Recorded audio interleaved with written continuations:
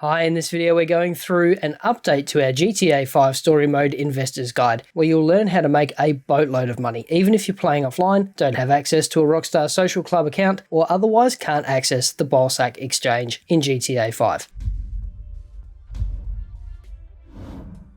Hi and welcome back, my name's Dan, I'm an old grumpy gamer. Grand Theft Auto is a truly massive game. Between GTA 5 and the constant updates from Rockstar for GTA Online, there's no shortage of new content and interesting things to do. Join me then as we go through a comprehensive guide to making bank, even if you do not have access to the BAWSAQ Exchange. Before we dive in, if you're new to the channel, we do how-to guides, news and giveaways, so consider subscribing and ring the bell to stay up to date. Oh, and for this guide, I'm going to assume that you will be following the natural progression of the game for the most part. That means following the storyline for whichever character the game drops you in at the end of a mission. And I should note, this also supersedes our previous guide. So, first things first, this guide applies if you're working your way through GTA 5 Story Mode's main questline and have not done the Lester Assassination missions using Franklin. The J. Norris one carried out by Michael doesn't actually count for this. If you've already used Franklin to complete all of Lester's assassination missions, you've missed the boat on game-breaking money. But there's still a good chance you can make enough money to buy just about everything with this guide. There's a link in the description below. So for this guide, I'm going to assume you've never used the in-game stock market before, and this is one of your first playthroughs. And I don't want to harp on, but for clarity,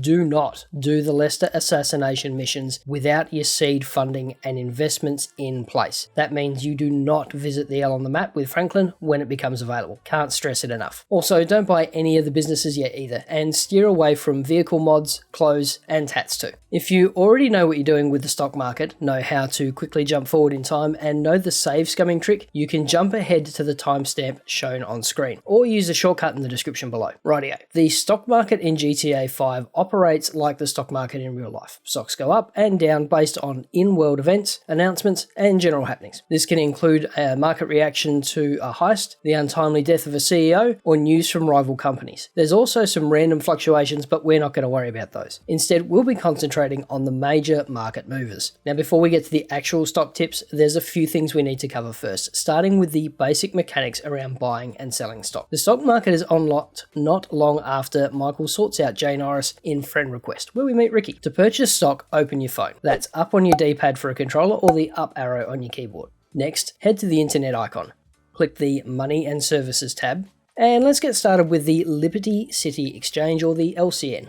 As you can see, there are a number of stocks available. The company name and the current price columns are pretty self-explanatory. It's the price movement and the average change that we'll be keeping an eye on. Movement here determines whether you make money or lose it on any given trade. Next up is the BAWSAQ Exchange. Click the grey tab at the top to access this. Now, if you see a list like this, you're good to go, and that means this video isn't for you. Instead, you want the full investor guide. A link is in the description below. If the exchange is not available or it's offline, this becomes a little more work. What we'll need to do to get the second exchange working is link your Rockstar Social Club account with your game. So if you have a PSN or an Xbox Live account, you should be able to do this by logging into rockstargames.com and selecting link account from the menu at the top right. Steam, Epic, and standard PC versions should be more or less the same, but there are links to the official Rockstar documentation below. Once you've done that, restart the game and you should be able to access the BAWSAQ Exchange. If that's worked, brilliant, you should be able to jump across to our full investor guide, so you can take advantage of the exchange and literally break the game's money system. A link is in the description below. If, however, you still don't have access to the BAWSAQ Exchange after all that, it's okay. This guide is specifically for your situation, so hold tight. Assuming you're good there, to purchase any stock, click on it. Click the green buy button. Click and hold the green plus button until you have all the stock you want, and normally that means we'll be purchasing as many as we can. Click the green buy button again, and once that's done, you'll see a readout of the purchase with the current price and your potential profit or loss. After that, you can exit the internet by clicking the X in the URL bar up the top. Selling is reasonably straightforward too. Bring up your phone, head to the internet icon, click the Money and Services tab again, click on either LCN or the BAWSAQ, it doesn't matter, but this time we're clicking My Portfolio.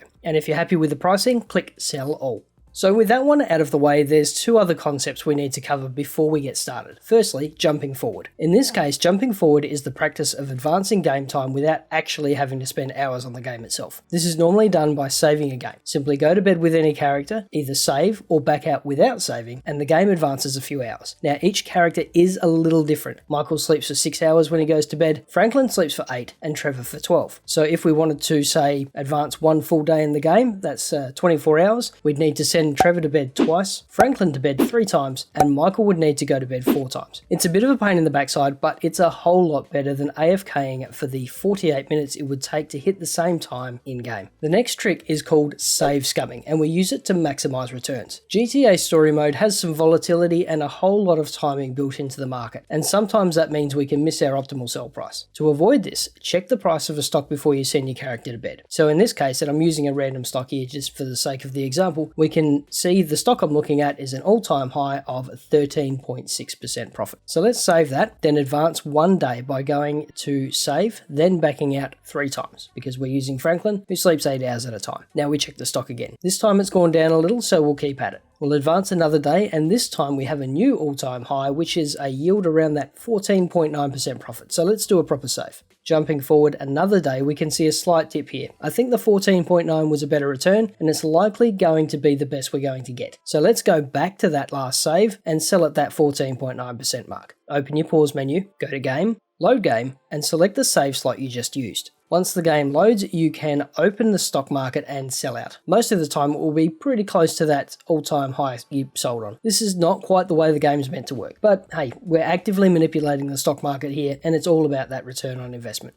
Rightio, one more thing to cover before delving into the funding part of this video: maximum cash capacity. Each character can only, and I say only, carry a maximum of $2,147,483,647. This is likely a system limitation put in place for the Xbox and the PS3 versions, as it's the largest 32-bit number that can exist. If the value of your shares exceed this, when you come to the last mission or two, you'll only be able to cash in some of your stock. If this is the case, you can spend up, then withdraw more later, so not to worry. Okay, the next thing we need to do is build some seed capital. After all, it takes money to make money. Most of our early game opportunities for raising capital are available after Hood Safari, which is the one where Trevor meets Aunt Denise and gives her $7. It's also the one where we visit CJ's old place, for any San Andreas fans out there. You'll also need to have completed the Merryweather heist, where Trevor accidentally steals an experimental weapon. So let's start with Michael. Open your phone and search for Epsilon. Click on the Epsilon program website and start the survey. This will start the Epsilon Institute questline, which will lead Michael on quite a journey. Conveniently, we've made a set of guides on how to get through these missions. The links are in the description below. Once you've made it all the way through the questline to the final mission, Unknowing the Truth, steal the money Fromage gives you, netting you 2.1 million in seed money and properly starting our journey. Moving over to Franklin next. First up, we want to head to this part of the map to trigger the bike theft random event. Now, don't worry too much about the footage, we definitely want to do this with Franklin. Soon after returning the bike, Franklin will receive $100,000 in stock, which you should sell immediately.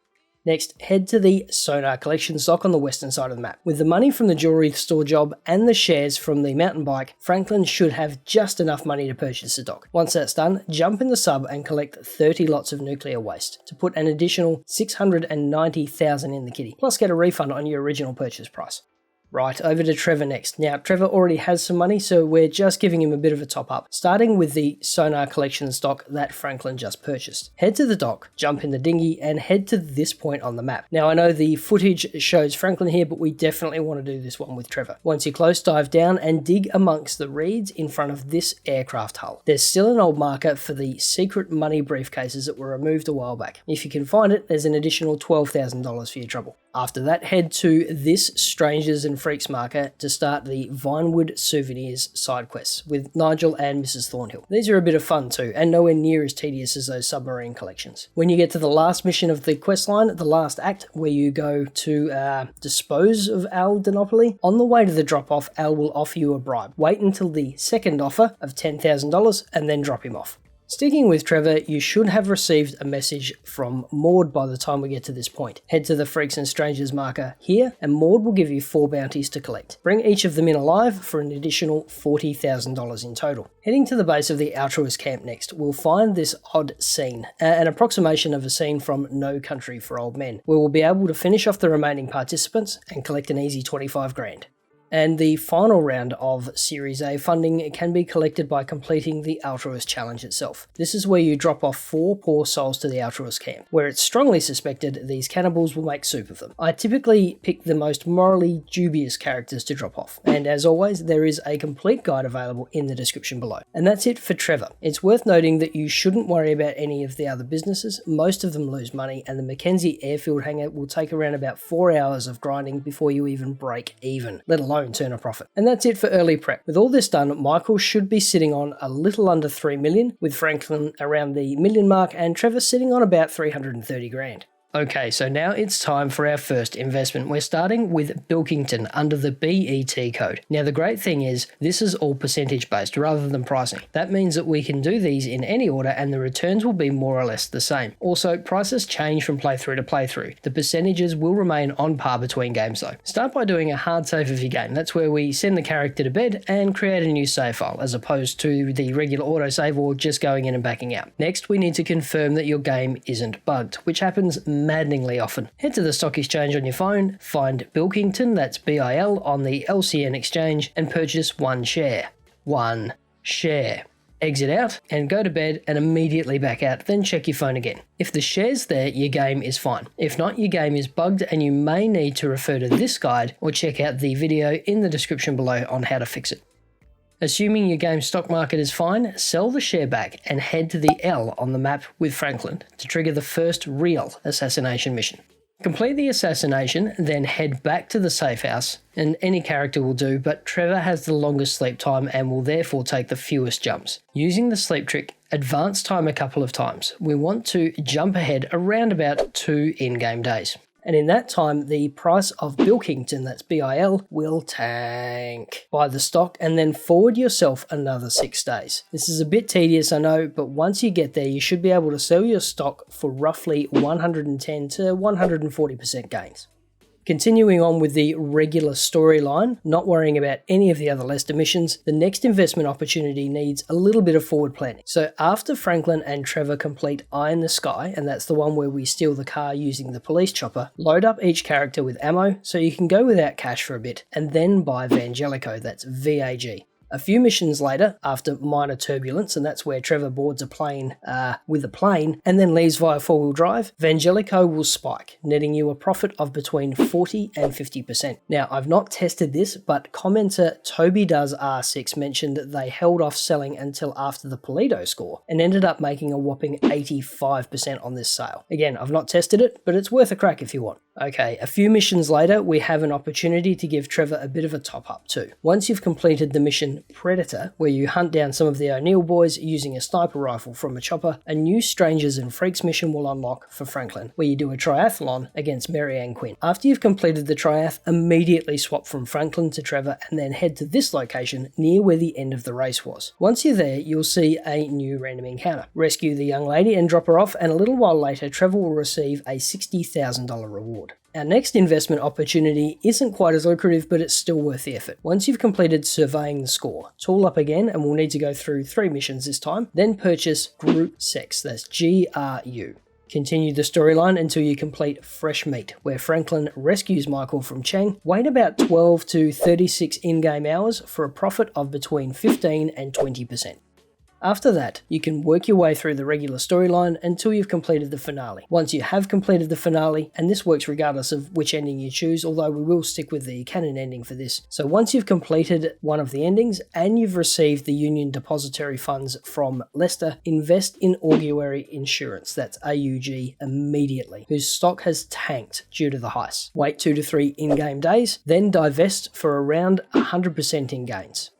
Okay, Assassination's next, where the real gains start. But before they do, make sure Franklin is geared up with sniper rifle ammo and a suppressor, heavy automatic ammo, and RPG ammo. Prior to the second Leicester mission, the multi-target assassination, remembering the hotel assassination was first, sink your funds into Debonair, that's DEB. Once the mission's been completed, wait 18 to 24 in-game hours, then sell for around 40 to 50% more than your original purchase price. Once that's complete, wait for Redwood, that's RWC to dip, which typically takes 24 to 36 in-game hours. YOLO all 3 characters on that, wait another 3 to 4 days in-game, and exit at about 300%. The degenerates over at Wall Street Bets would be proud. Unfortunately, I don't have anything for the Vice Assassination, as both stocks use the BAWSAQ Exchange, so no to us in this one. Same goes for the Bus Assassination. Sadly, no cash can be made on this one while you're offline. But we do have a win for the final assassination mission, the Construction Assassination. Prior to starting, purchase Gold Coast Development, or GCD. Once the construction mob boss has been squared away, wait 1 to 2 in-game days and exit your position with roughly 43 to 59% profit. And that's it, thanks for watching. Check out the video up the top for a guide to making money with Leicester, or the one down the bottom for some more old Grumpy Gamer goodness. Stay safe, wash your hands, and we'll see you in the next video.